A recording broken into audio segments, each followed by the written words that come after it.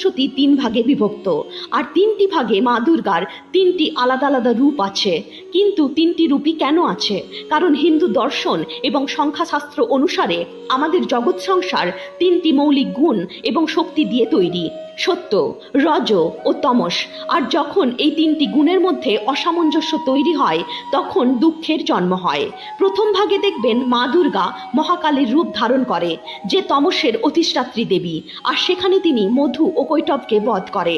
মধু হলো মিষ্টি, যেগুলি আমাদের ভালো লাগে, আর কৈটব হলো কীট, যেগুলিতে আমাদের ঘৃণা হয়, দ্বেষ হয়, আর যার থেকে আমরা দূরে থাকি।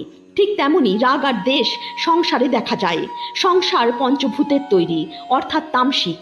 এই জন্য মা দুর্গার মহাকালী রূপ মধু ও কৈটবকে বধ করে আমাদের শিক্ষা দেয় যে আমাদের রাগ ও দেশের ওপরে উঠতে হবে।